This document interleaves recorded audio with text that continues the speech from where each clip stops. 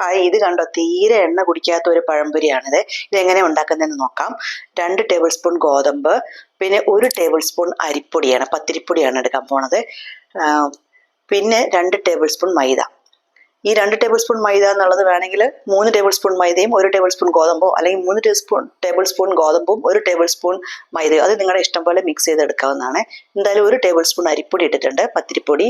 ഇനി ഒരു നുള്ളു ഉപ്പ് ഇടുന്നുണ്ട്. നുള്ളുപ്പ് ഇട്ടാൽ മതി, ഒരുപാട് ഉപ്പ് ഇടരുത്. ജസ്റ്റ് കണ്ടോ, ഒരു നുള്ളുപ്പ്, ഒരു നുള്ളു മഞ്ഞളും കൂടിപ്പോകരുത്, അതിൻ്റെ ടേസ്റ്റ് മാറിപ്പോവും. ഇനി കുറേശ്ശെ ആയിട്ട് വെള്ളം ഒഴിച്ച് നന്നായിട്ട് മിക്സ് ചെയ്തെടുക്കണം. വെള്ളം കൂടി പോവാതിരിക്കാൻ പ്രത്യേകം ശ്രദ്ധിക്കണം.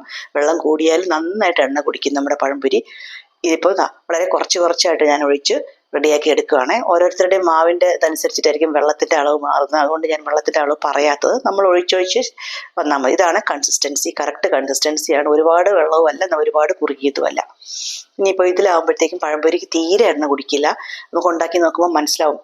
കണ്ടോ, അതിന് വേണ്ടിയിട്ട് ഞാൻ മീഡിയം സൈസിലുള്ള 2 നല്ല പഴുത്ത നാടൻ പഴമാണ് എടുത്തിരിക്കുന്നത്. ഇത് നല്ല മധുരം ഉള്ളത് കൊണ്ട് തന്നെ ഞാൻ പഞ്ചസാര ചേർക്കുന്നില്ല. ചേർക്കാൻ ഇഷ്ടമുള്ളവർക്ക് വേണമെങ്കിൽ പഞ്ചസാര ചേർക്കാം. പിന്നെ നിങ്ങൾക്ക് ഇഷ്ടമുള്ള രീതിയിൽ ഇത് മുറിച്ചെടുക്കാം.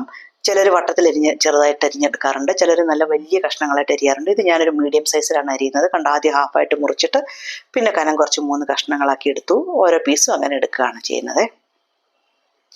പിന്നെ പഴംപൊരിയൊക്കെ ഉണ്ടാക്കുമ്പോൾ കുറച്ച് നെയ്യിലുണ്ടാക്കിയാൽ നല്ല ടേസ്റ്റ് ആയിരിക്കും. ഞാൻ എപ്പോൾ ഇങ്ങനത്തെ സാധനങ്ങളൊക്കെ ഉണ്ടാക്കുമ്പോൾ ഒക്കെ നെയ്യ് കുറച്ച് ഒഴിക്കാറുണ്ട് പാനിൽ. ആദ്യം തന്നെ പാൻ ചൂടായി വരുമ്പോഴത്തേക്ക് നെയ്യ് ഒഴിക്കുക. നെയ്യ് ഒഴിച്ച് കഴിഞ്ഞ് അത് നമുക്ക് ഇഷ്ടമുള്ളത്ര നെയ്യ് ഒഴിക്കാം കേട്ടോ. ഒരു ടേബിൾ സ്പൂൺ ആണെങ്കിൽ 1 ടേബിൾ സ്പൂൺ നെയ്യ് ഒഴിക്കാം, അല്ലെങ്കിൽ 2 ഒഴിക്കാൻ പറ്റുമെങ്കിൽ 2 ഒഴിക്കുക. പിന്നെ നമ്മുടെ ആവശ്യത്തിന് വെളിച്ചെണ്ണ ഒഴിക്കുക. ഇത് ഞാൻ ചീനച്ചട്ടി അല്ല വെച്ചിരിക്കുന്നത്, ഇത് പാനാണ് വെച്ചിരിക്കുന്നത്. അതുകൊണ്ട് ഇങ്ങനെ കുറച്ച് വെളിച്ചെണ്ണ മതി എനിക്ക്. വെളിച്ചെണ്ണ തന്നെ ഉപയോഗിക്കാൻ ശ്രദ്ധിക്കുക, അതായിരിക്കും ടേസ്റ്റ്. ഇനി ഞാൻ ഈ പഴങ്ങളെല്ലാം കൂടി മാവിലേക്ക് മുക്കി വെക്കുകയാണ്. ചിലവർ ഓരോ പീസായിട്ട് ഡിപ്പ് ചെയ്തിട്ടാണ് എടുക്കുക. ഞാനിതിപ്പോൾ ഒന്നിച്ച് എളുപ്പത്തിന് വേണ്ടിയിട്ട് ഒന്ന് മിക്സ് ചെയ്ത് വെച്ചിട്ട് പെട്ടെന്ന് എടുത്ത് വറുത്ത് എടുക്കാനാണ്. 2 പ്രാവശ്യമായിട്ട് വറുത്തെടുക്കാവുന്നതേ ഉള്ളൂ എനിക്കിത്. വളരെ പെട്ടെന്ന് തന്നെ എണ്ണ ചൂടായിട്ടുണ്ട്. ഇനി നമുക്ക് അതിലേക്ക് ഓരോരോ പീസും അവർ തമ്മിൽ തൊടാത്ത ഡിസ്റ്റൻസ് ഇട്ടിട്ട് വേണം ചെയ്യാനായിട്ട്, അല്ലെങ്കിൽ ഷേപ്പൊക്കെ മാറിപ്പോൾ നമ്മൾ എടുത്ത് വരുമ്പോഴത്തേക്കും. സോ ചെറിയൊരു ഡിസ്റ്റൻസ് ഇട്ടിട്ട് വേണം പഴം ഒക്കെ ഇട്ട് കൊടുക്കാനായിട്ട്.